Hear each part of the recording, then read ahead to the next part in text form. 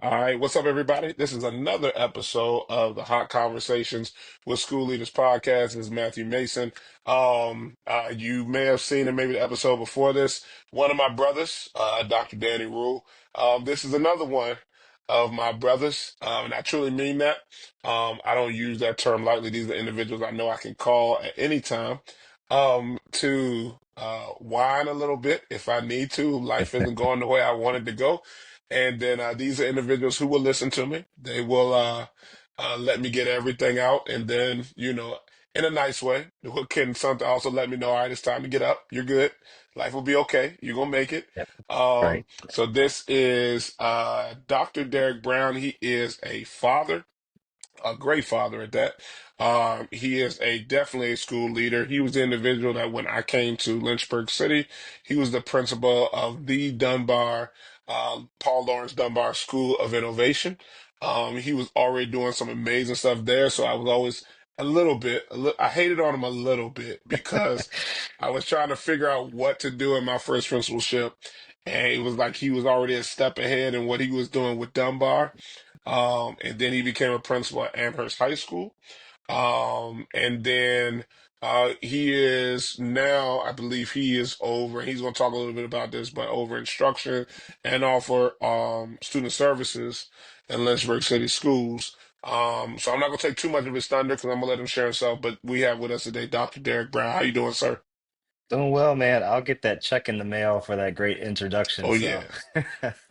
had to I'm pay you for learning. that. I'm That's really learning. good. I'm learning.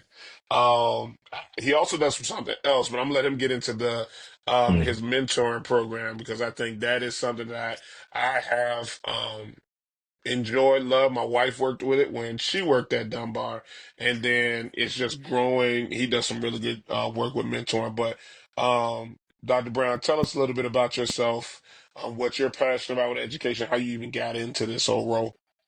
Yeah, well, thank you, man. It's a pleasure to be on your show. I'm super excited that you're doing this and just putting yourself out there. To think that takes boldness and courage, but it's just amazing to see. I think a lot of people will benefit from this opportunity, and hopefully, our conversation today we can be open with each other, and hopefully, someone hears this and helps some kids later on down the road and improves the community. Sure.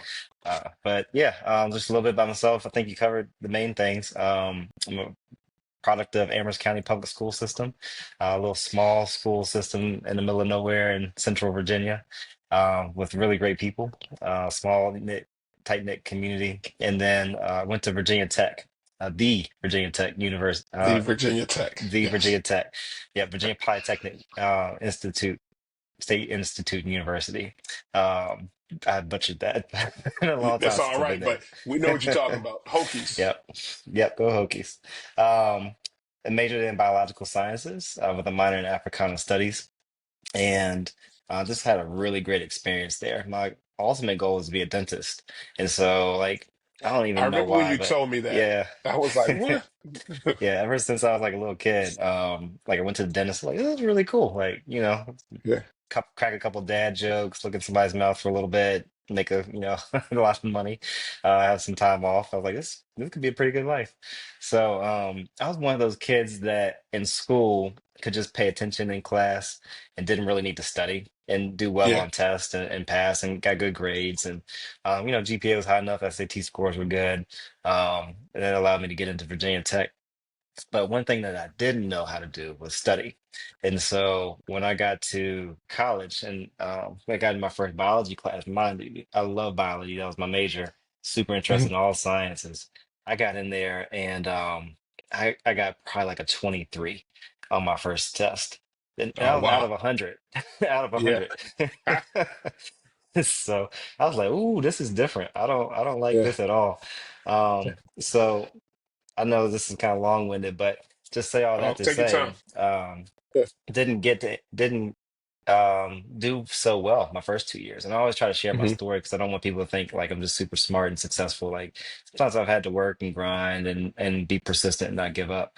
But my first 2 years were a struggle, and I had to try to figure out how to study. I didn't even really party or anything like that. I just didn't know how to study. Yeah. So almost was on academic probation, had about 2.0, 2.1, and then worked really hard. In my last 2 years, did really well, made Dean's List um, my senior year and like turned things around, but wasn't good enough to overcome the GPA needed to get into dental school. So had about a Gotcha. Yeah. 2.7 B minus average. But if you're going to go to dental school, you need to have a top-notch GPA. So Yeah. applied to several colleges. I got interviews at the Harry Medical College in Tennessee. Was really looking forward to going there and just didn't make the final cut. And so Gotcha. then, like, what are you gonna do? So I was back home and I actually saw one of my old middle school principals, Dr. Brian Ratliff, and he said, "What are you doing these days?" And so I told him, and I didn't get into dental school, trying to figure it out. He's like, "You need to apply to be a teacher. You're gonna be a great educator." And if it wasn't for meeting him that day and running into him, I never would have been on this journey. Because there's Wow. two things I said I never would do, Matt. I said I never would go back to Amherst and I never would teach. So And you went back.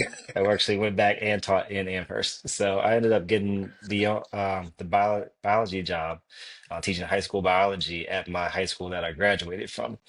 And then just Wow. kind of the rest was history. So like I started coaching track. Um, and working with kids in my science class, and then started the iron program. We could talk about that a little bit later, of Mhm. how that originated. But started to apply to dental school again, and I said, I had an interview last time. I'm sure if I apply again, like, I got a better chance of getting in there, and this has really been my dream. But I asked myself this question. I was halfway through the application. And I said, what can I do as a dentist that's more important than what I'm doing Mhm. right now as with these kids? And for Mhm. myself, I couldn't answer that question. And Wow. so I deleted Okay. the application. And I said I'm going to pursue education to the highest level possible and try to move up the ladder so I can impact as many kids as possible. And that's really my why, and why I wake up in the morning, and why I've done these masters and got my doctorate, and try to get, just position in a position where I can impact change for as many kids as Yeah. possible. So, Gotcha. yeah, that led me to a assistant principalship at Amherst Middle School, the middle school Mm. that I went and attended. And then, like you said, at Paul Lawrence Dunbar Middle School for Innovation, the Paul Lawrence Dunbar Middle School for The Innovation. Paul Lawrence Dunbar. Yeah, My wife Amherst tells me County that High all the School. time. Yeah. Absolutely. I got a lot of pride. Our poets over there have a lot of pride. Hmm. And then, just the central office role here in Lynchburg as well. It's been a good ride. Yeah, yeah. And Derek is a very humble individual because I talk about a lot of stuff. When I got to Lynchburg City Schools, I don't believe Dunbar was fully accredited at that particular point. And Derek did a lot of the work necessary with his team. So making sure we do that Yeah. as leaders with his team.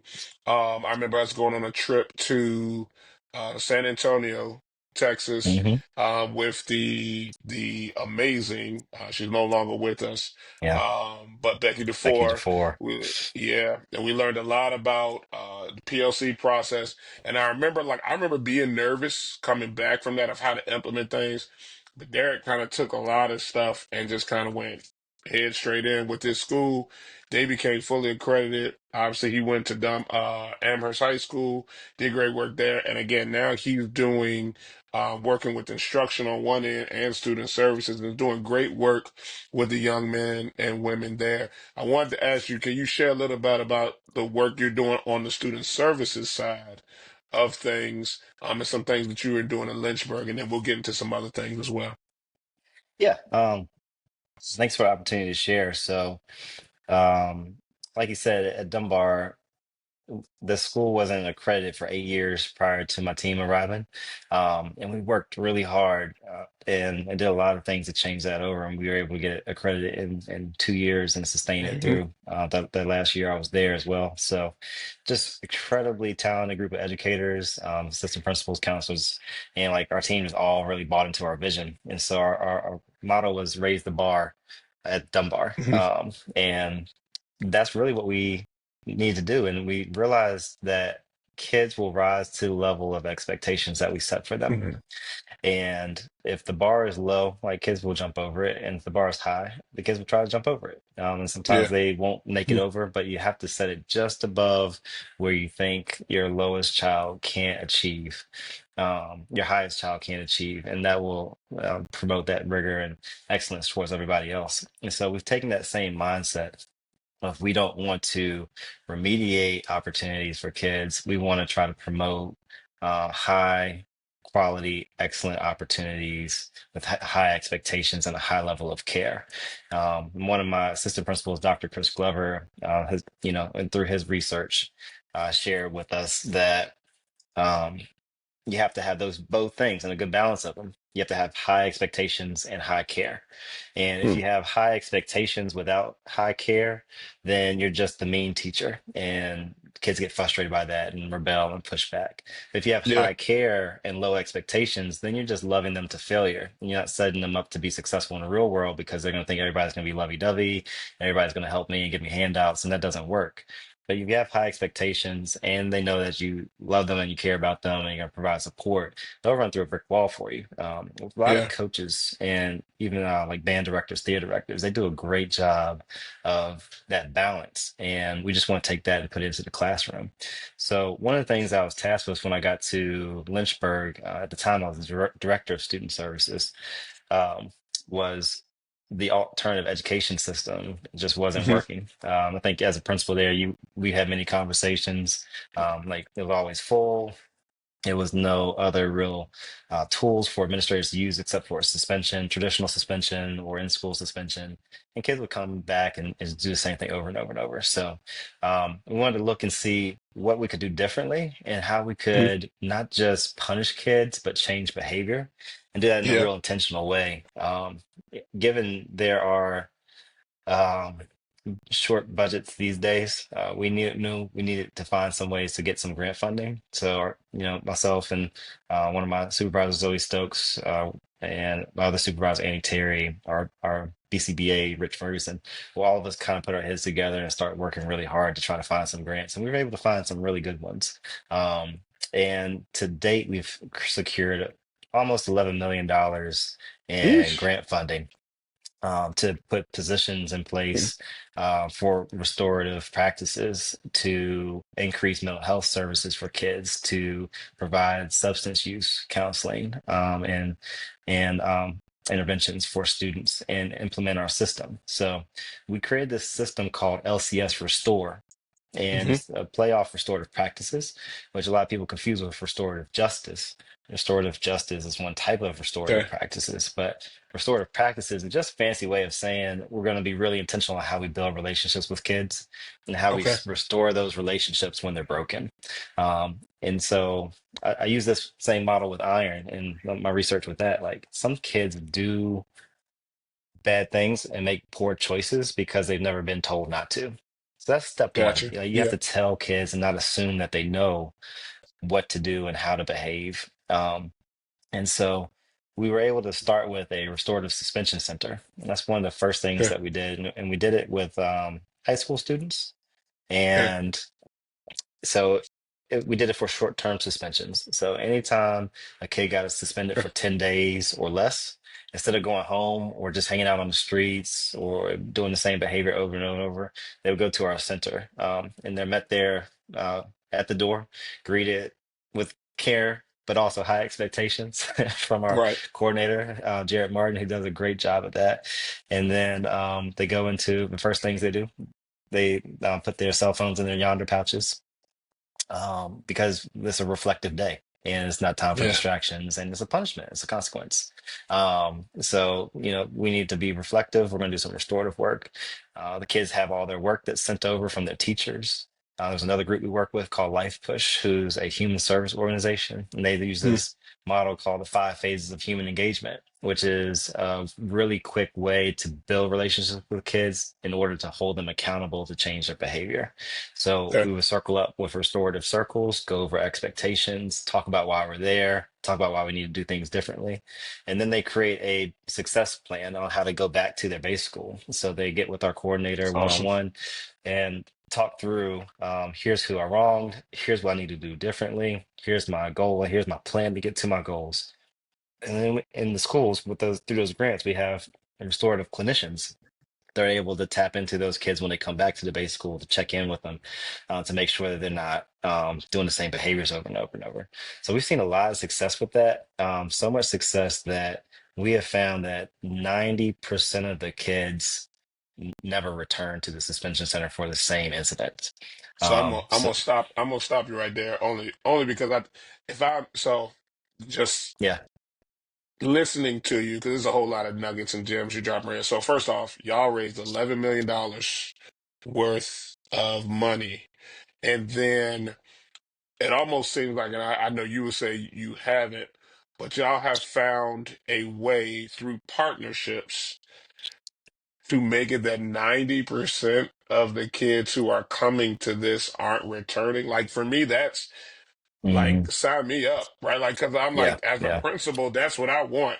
I just, what I found in putting kids in school suspension and Hmm. even suspension is like just those don't stop kids from doing what they're doing, especially the student who either I didn't want to go to school anyway.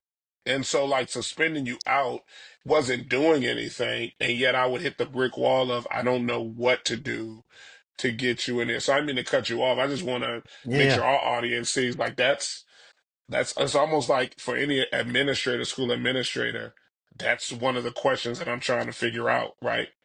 Right. Yeah. Yeah. And just, I'm transparent and I'm honest and like we don't have a magic solution. Yeah, And so that 90% is for the same incidents.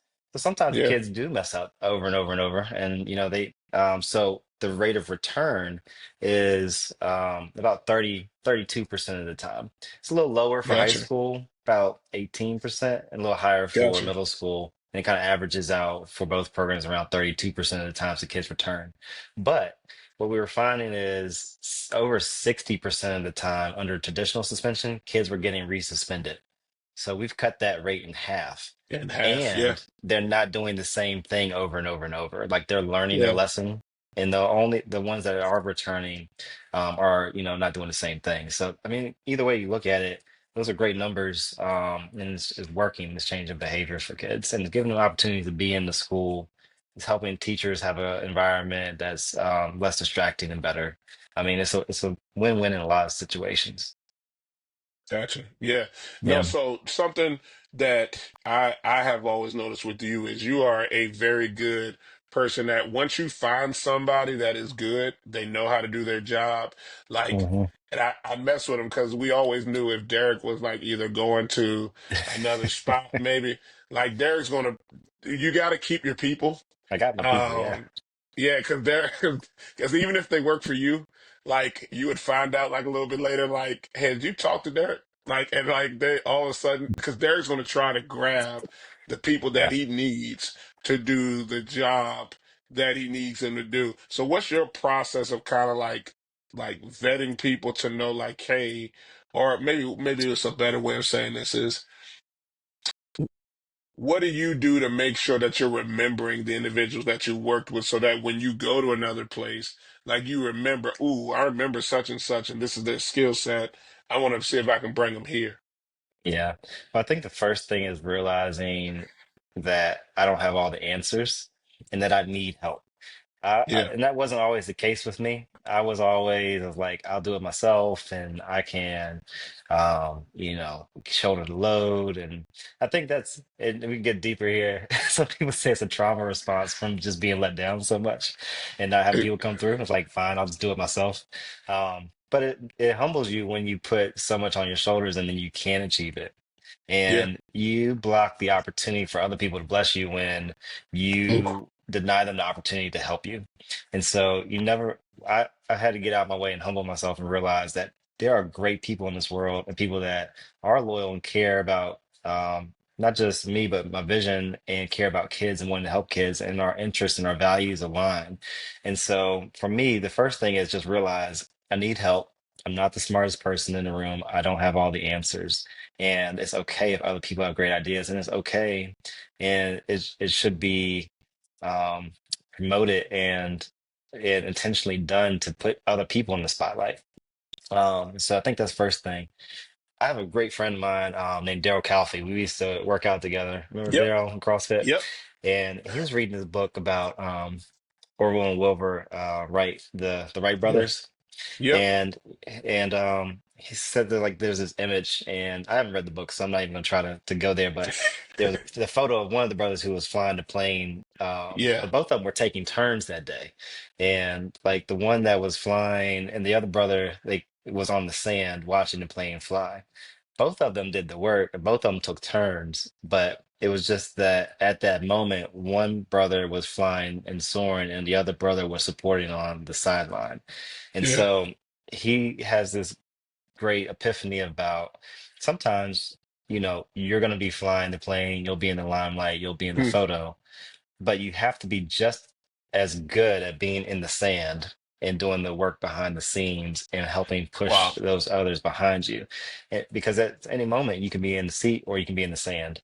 And I was Yeah. like, that's perfect. So that's really stuck with me. And so I'm trying to make sure that I'm good at being in the sand and allowing my people to fly. And when it's time for me to get some spotlight and shine and show light on my work, then I'll be in the airplane. But it's easy to remember those folks. And so I, I, I try to surround myself with people with like values, and that's who I try to Okay. build my team around. And those folks that I carry with me are extremely loyal folks, and they have Hmm. um, they're kid centered. And so anybody that works with me on any project involving students and kids, like that's the main thing. And I've always said we have a decision making model, and the first question on our decision making model is this good for kids? And everybody Yeah. on my team knows that and has to ask that question with everything that we do. We might have the most Yeah. brilliant idea that can make a million, hundred millions of dollars. But if it's in a kid context, if the answer is this is not good for kids, we don't do it. And Yeah. then if it is yes, it's good for kids, then we go ahead and we start listing pros and cons and seeing strengths, weaknesses, all those type of things. So it's easy to remember those folks. And if you get out of people's way and allow them to take ownership of Hmm. their own products and their own works, and you trust them to be professionals, they'll really thrive. And that hasn't always been easy for me. I'm a little bit of a control freak sometimes, and so Yeah. some micromanaging like crept in there, and then we had some real crucial conversations. But if you create an environment where people feel comfortable challenging you, even if you're the boss, and sharing and opening up, and if you truly listen, then you can hear what people's needs are. You'll be able Hmm. to meet those needs, and then you'll get the maximum results, which should end up in being positive outcomes for kids. So something that I remember you doing at Dunbar, and it was usually around, I think it was Staff or Teacher Appreciation Week. I believe you would like do breakfast, right? Like I think it was around that Hmm. time maybe, Yeah, and you yeah. would cook breakfast, and you would. The I omelet remember you bar. would bring in, yep, the omelet bar. Yep, you would bring in the griddles, and you would do Hmm. all that. And what I remember is you would really go out of your way to make sure your people feel valued. And really, it's the same. You would do the same thing you do with kids. You would show these are expectations, right? Like, as a Right. staff, this is what we got to do. But then it was also this high level of care with them because I felt like the people who work with you felt like Dr. Brown cared about them, both as a teacher, but also as a person. Like, what are strategies you feel like, whether that's a young leader or a leader who maybe doesn't do that naturally? What are some strategies you feel like you could give them in valuing their people? Yeah. So there's another book that's a spinoff of the first book. There's this concept of five love languages. Mhm. But they have a work version of that too, and what people I like need that to book. feel Yep. appreciated. Yeah.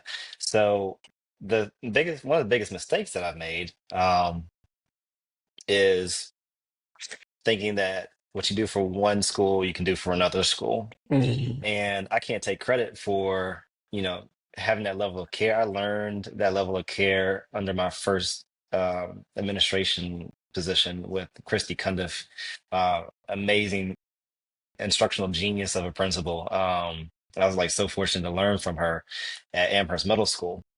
But I saw like the things she did to create like a real team atmosphere with the staff and make sure people knew that they were cared. She did this thing called the 12 Days of Christmas.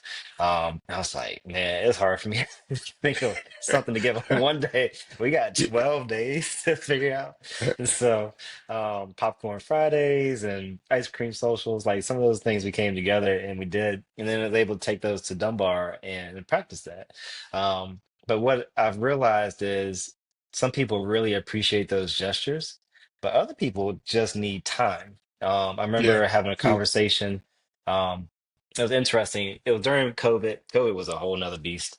I mean, we Yes. maybe need to do a part two on like leading Yes. through that. But morale was low. This was at Amherst High School. And I really couldn't put my finger on what's going on because I feel like I'm trying my hardest. I'm working late hours. I'm working weekends. Like, why is morale down? And I understand coming out of a pandemic, it's right when kids were starting to come back into school. And everybody was Hmm. just kind of burned and spent. And so I took my admin team and said, hey, look, I need to figure this out. So like I'm clearing my calendar for the next 2 weeks. And I know what that's going to do to y'all, but I need you to handle the school. I need you to Hmm. take care of discipline. Like if it's an emergency, come get me. But I need y'all. I gotta have 2 weeks. It was a large Hmm. staff. We had about 132 people at that Oh school wow. at the Okay. time. So I set up 30-minute blocks, 20-minute blocks for everybody. And everybody had an opportunity to come talk to me from our teachers, our custodians, our secretaries, our cafeteria staff, like everybody. I talked to everybody. I treated it just like a research experience, qualitative research experience. Took notes and analyzed it, coded it all, and tried to look for themes and trends and what was going on. And one of the things I saw from is like some people just needed time with me, and it was Hmm. like um, one of my teachers was upset because it was like you didn't say hi to me one morning, and like you just walked right past me, and I just didn't feel Hmm. seen. And I remember what when that happened because there was like a fight that was about to happen down the hallway, and I was Yeah. like trudging Oh. down there. Um, so, but having that open conversation and making that time to talk through that, hey, like from an administrator's point of view, I am really kind of laser focused and have tunnel vision. I'm trying to Hmm. prevent issues. I don't want there to be any fights. I'm looking for opportunities in kids that aren't doing what they're supposed to do. But for me, in my reflection, I can't get so caught up in Hmm. the student side that I forget about the teacher side. And Yeah. so that was one of the major lessons that I've learned about how to take care of your staff and just realizing that it's not all about doing things. Hmm. For some people, it is. Some people, it's about giving things, but sometimes Yeah. people need just words of affirmation and just to be told that they're doing a good job. Sometimes you assume people know because you know how much they do and you really value, but they have to hear Yeah. you say that. And then some people just need you to spend a little bit of time, like saying good morning, hey, how are the kids? How and being authentically genuine and caring about what's going on with those folks and not so wrapped up in your own world. But I think we've talked about that before. Like it's only so much Yeah. time in a day, Yep. so my model, which is exhausting but is effective from a school point, is people during the day, paperwork at night, Yeah. or people work after everybody leaves.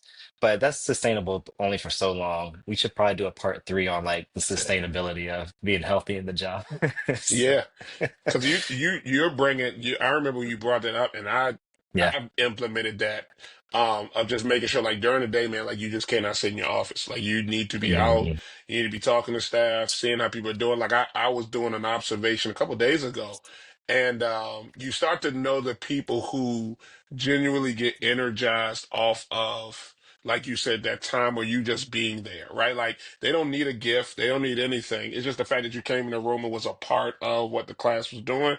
And then she sent me a text afterwards and like, hey, I always appreciate it when you come in and are a part of what's going on. So being intentional too about taking those notes of what um gets people energized, so that I Yeah. know, like there are certain people, like you said, the book, I think it's the five languages of appreciation in the Mhm. workplace, Mhm. right? Yeah. Like knowing that somebody feels seen or heard when you come by them and just ask them, do they need any help? Right. And Right. when you Right. do that and you help them, like again, they don't need a gift. There are some who, yes, they will be excited with a gift card.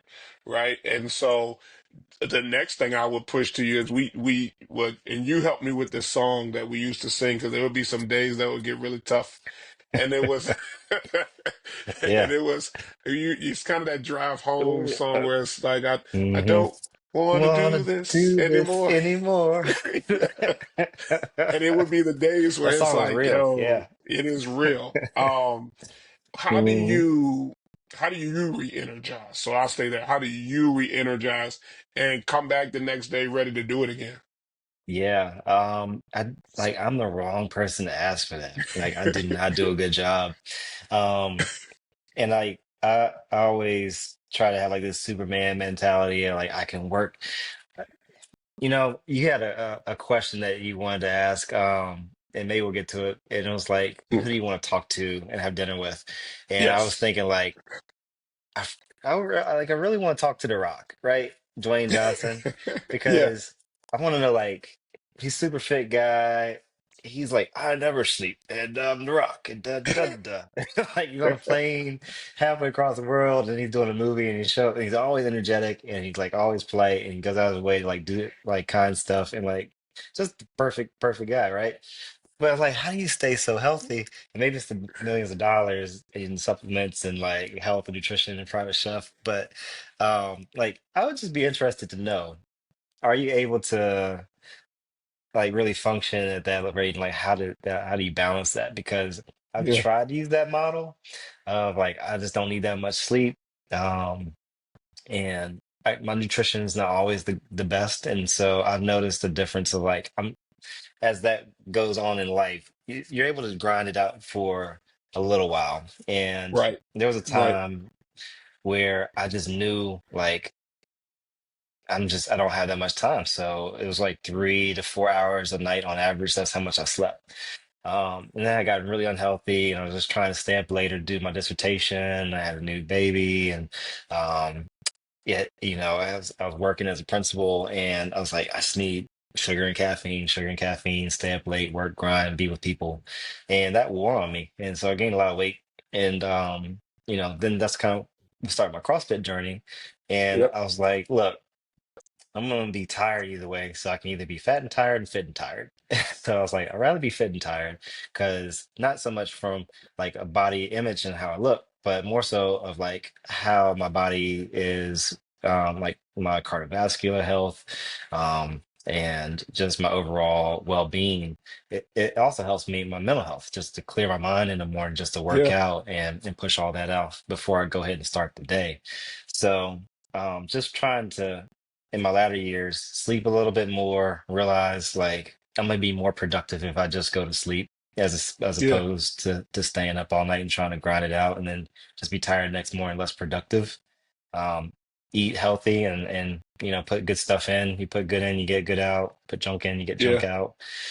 And then just trying to make sure I'm on a consistent basis with working out and I don't have to kill myself and then like train like The Rock does or like professional athlete, especially as I'm getting a little bit older. But just getting a little sweat on the brow, getting my heart rate up, being active, move around, not being sedimentary because he sits so much in this job. Yeah. Just be in the hallways and go to different schools.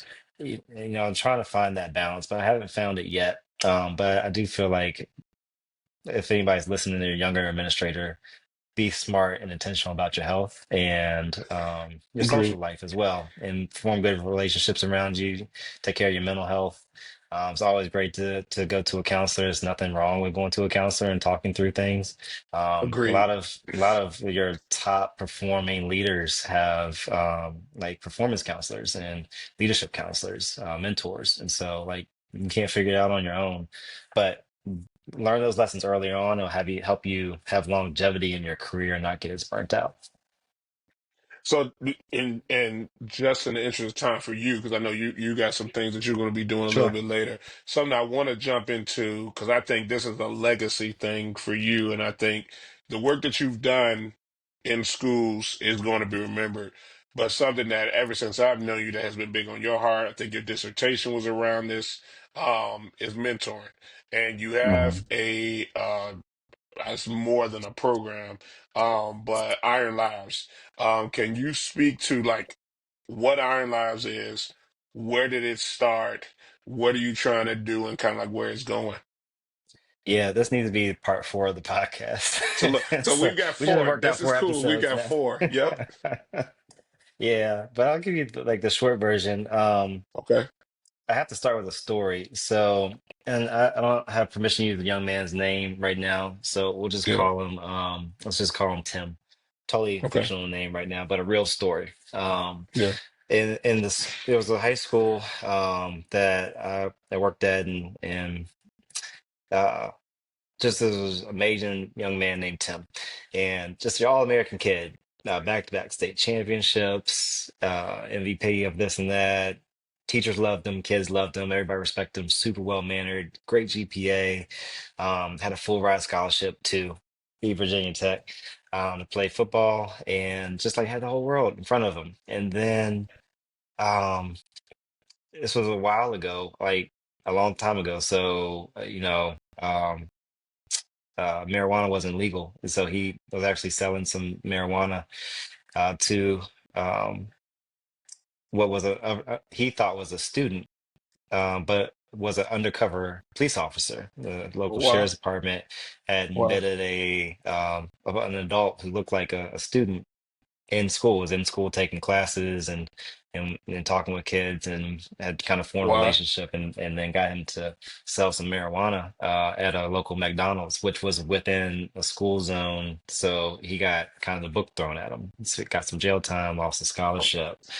Wow. And so like that bothered me. What bothered me just as much was the community response, because I remember at the Mm. time it was like these save the youth rallies and this is not right, and people were in uproar and like how can we, what are we gonna do, and um like people on both sides like the kid needs to be held accountable, and people like his whole life's ruined now.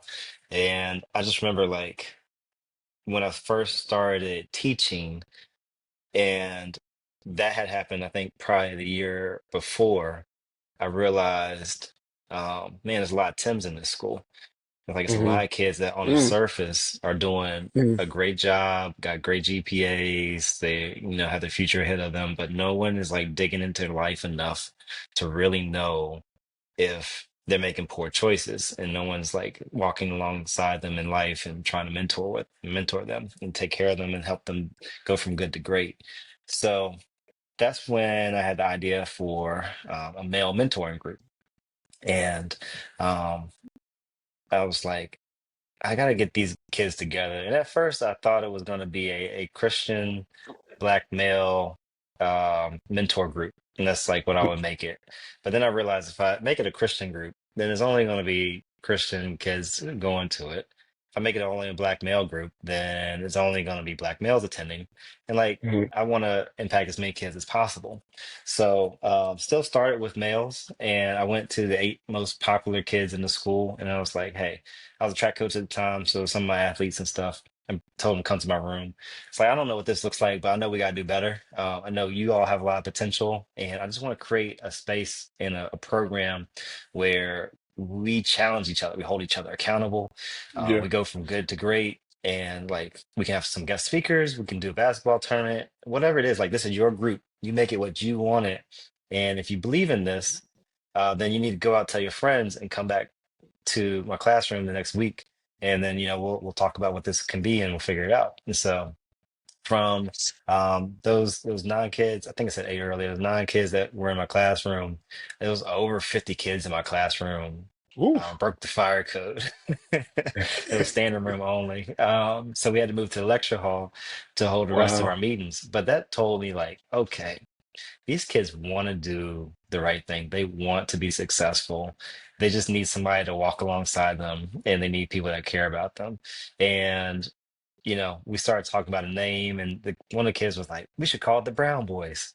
I'm Derrick Brown, and I was like, "For a lot of reasons, no." No. But I No. said, "But for the main reason, I don't want this to be named after me because I want this to last for you all after I'm gone, Yeah. and this shouldn't be Yeah. about one person." So we called it Iron Lives, and Iron stands for I'm responsible for overcoming negativity.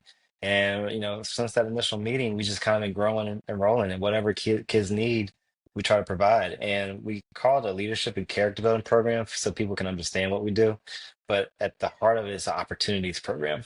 And Yeah. what we're trying to do is not provide handouts. We're trying to provide high care, high expectations, and say, hey, here's how you can do life, and here's how you can do life well. Here are some hidden rules of society you might not know about. So we have in the past have done etiquette classes with the kids. So they know Hmm. how to eat formally and have a meal. We've given them ties and bow ties, and had one of our school board members, Anthony Andrews, has come and helped, and one of the That's former awesome. superintendents, Rob Arnold. Yeah, he's come in and try to help Mhm. kids tie the ties and bow ties. So like anything like that that we've done, just done over the years. We've kind of scaled a lot way back now, trying to transition to the next phase. Yeah, But right now we have an amazing music program with some world-class music producers that work on movies and shows on HGTV and BET and create the soundtracks and music behind that. So our kids are working with world-class producers and artists, and they're creating their own music. So we've done three cohorts of that already. They have all their music and songs streaming on Apple, Spotify, all streaming platforms. Mhm. Those kids Yeah. get $500 stipends Ooh, when they finish the program to invest in their own equipment in the future. I've started to that's talk about awesome. financial literacy with these kids so they can break the generational poverty. And if they're not in poverty, just they have that investment in their life to kind of have as a launch pad. So it's just been amazing to see. And at the heart of it, I've always wanted to start an academy um, and really create this system in the community that takes care of the needs of our kids and the adults and in the place that we live, and just make it a better place and make sure Yeah. that we're all thriving. So last question, and we'll get into the lightning Yeah. round. I know we have some funny questions, but for any individual who is trying to either get into the game of school leadership, or you've been in it for a little while, because like you've been in it for a while now, what would be one thing or a couple of things that you would say, like, hey, like this is what you should think? I know you talked about health earlier, so Yeah. think about your health, but what are maybe some other things you would give to them? Yeah. No, without a shadow of doubt, is stay rock solid on your values. Mm. And when you get in a situation and your values don't align with decisions or choices or leadership, then it's time to make some decisions. But I would say never Yes. waver from your values and who you know you are and what you know you need to do for kids. Don't do it for money. Do not do it for a title. You'll be miserable and you'll fail. But you need to do it Mhm. for kids. Yeah. Um, and if you do it for kids, even if the work that you're doing doesn't align with politics at the time or other factors, you can always sleep well at night knowing that you did what's right for children. Um, Realize that this job is noble work, and I always say it has a generational impact. I think that's Mm. something that's different for our career than any other. Um, Arguably, there's a few that you could say that this is true for, but especially for education, what we do matters not just for that one kid in that seat, but that kid's family and the family that Yeah. comes after that and after that. And so just being able to give children education and opportunity has that generational impact. And if you're involved in like that work excites you, puts goosebumps on your arms, then that's a clear indicator that you might want to go into this work. Yeah. Know that it's not all about instruction. Know that it's not all about behavior and discipline. Know that it's not all about kids. Know that it's not all about people. Know that it's about everything. And we've Yeah. joked before, like the principalship is the perfect storm of middle management. Yes. Yep. So you Yep. have community aspect, you have teachers, you have kids, you have central office, you have your staff, you have custodians, you got building maintenance and got transportation, right? And you Yeah. got discipline. And then all the while, Budget. yeah, yeah, budget, finances, and all the while, you're still a person. Yeah. And you need to take care of yourself and your family and make sure that you keep those priorities straight as well. So it's a lot of work and it takes a lot of effort, but it is definitely worth the effort if you can do that work. And then just realize one thing that I think is super important to realize that they don't teach you in your master's programs is the human aspect, Mhm. right? I think we've talked about that. Real stuff happens. Yep. People in Yep. your building that work with you, like they have parents that die, they have spouses that Hmm. pass away, they have kids that get sick and kids that die. Like how do you show up for people in that way? And how do you continue to make sure that the kids that need the support still have the support while your staff is going through that? And then your own self, taking care of your own self when those things happen. It's extremely important to think about. It's a really Yeah. challenging job, but it's one that it will make you stronger, and it will have a lasting impact, not just for a couple of kids, but for thousands and thousands to come. Yeah, I think one of the things, just even going what you said to us, I like how you said it. When you show up for people, like they'll show up for you, right? Like, and so Hmm. I've seen that in your career, where it's like you've shown up for people and you have been there for them through tough times, through hard times. And when Dr. Brown says that his people are loyal, like his people are loyal. Like you're not gonna talk about Derrick Brown, right? Like you may can talk about what's going on around, but that individual for them is an individual who they trust, they care about, and he is, for me, has been the epitome of a great leader, because if nobody, listen, somebody said this, if nobody's following you, then you're not leading. So you can call yourself a leader all you Hmm. want to, but if Yeah. nobody's behind you or with you going, then you're not leading anybody. And I've seen multiple individuals, or like I will follow Derrick Brown wherever Derrick Brown goes, because they trust him um as a leader. So quick lightning round. You Yeah. talked about a couple of books while we're in here, but what is a Yeah. book for you that is like, hey, this is like my go-to. This is a book that has impacted me a lot in my career. What is that book for you? Man, I can't do one book. I know you can't. What I if I know you talk can't. fast to give you like a several? Go for Okay. All right. So there's three that are like I pull a lot of my leadership stuff from. One's buy-in, it. which is really interesting. It teaches you how to get buy-in, but also what traps to look out for as people will try to tear down your ideas. I think where good ideas come from is really interesting as well, and talks about how Okay. you can't just have this one aha moment, but it's like a hunch in your brain and a hunch in my brain. Normally, when they come together, that's what makes a good idea. Mm, okay. Switch by Dan and Chip Heath and Upstream by Dan Heath are really great books that I rely on a lot Okay. in my leadership model. Switch is just about change. Has this idea of like there's an elephant and a rider on the elephant, and then this path. And the rider's super logical, and the elephant's really emotional. And then there's this path. And as leaders, you have to try to shape that path for people to go down. But they Mm, also realize that sometimes some people are really emotional, but some people are really logical. So as you're trying to change, how you keep all those things in perspective. yeah. And then I love Upstream. Upstream is just about how to think forward and be really intentional and proactive. And it starts with this great analogy of kids. And I won't spoil it, but you read the book to find more. So there's a couple that I'm reading now that I've just started. Win by Daniel Pink. So it's Okay. about I heard timing about and that. when. Yep. Yeah, so that's super interesting. Just kind of talks about it's interesting. Like sometimes people are more positive in the morning. Well, in general, most people are more positive in the morning, and then you get a little bit more negative, and your speech is negative Oh in the yeah. Yeah. afternoon, Yeah. and then Yeah. it starts to rise and you rebound towards the afternoon. So it talks about if you're gonna have meetings, like try to schedule those in the morning, but if you're gonna problem solve, do it in the afternoon when you're a little more negative because your brain will have fight or fright, make you have more just ideas and Yeah. urgency about things. So it's a fascinating book, a lot of research in it. I'm currently reading Same as Ever by Okay. Morgan Housel, and it's a guide to what never changes. So someone asked, I think Jeff Bezos, like with Amazon, what's gonna, what's Amazon gonna look like in 10 years? I think he said, I don't know, I don't have a clue. But what Right. won't change is people will want their products cheap and they'll want them fast.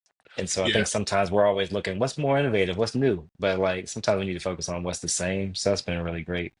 And then Rigor Redefined is another one that I'm reading right now from a curriculum instruction side in PLC, but Morgan McDowell, Forewords by John Hattie. Yeah. So that's a good one Yeah. to check out and take a look at. You Yeah. you asked Leaders the are question, readers. so Yeah. Leaders are readers. I was about to say, look, I'm the same way. If you ask me what one book, I can't give you one book. I have too yeah, many that influence me. So then, yep, if you could sit down to dinner with any five individuals, mm, dead or yeah. alive, who would those be? Um, I would sit down with MLK. Okay. I would sit down with Becky DeFore, our Yes. mentor. I would Yes. sit down with, I think Malcolm Gladwell is just so interesting the Okay. way he thinks Uh-huh. about things. I think he would be interesting to ask questions I'm not going to think of at that dinner. Yeah. Um, and to have different perspective. I'm a huge Jeffrey Canada fan. You familiar with Jeffrey Okay. Canada? Yep. Yep. With the Was Harlem that is Children's that Waiting for Zone, Superman? Waiting for Yep. Superman. Yep, Yep. yep. And then Nelson Mandela. I think that would Ooh. be Okay. interesting to have all those folks in the room at the dinner table.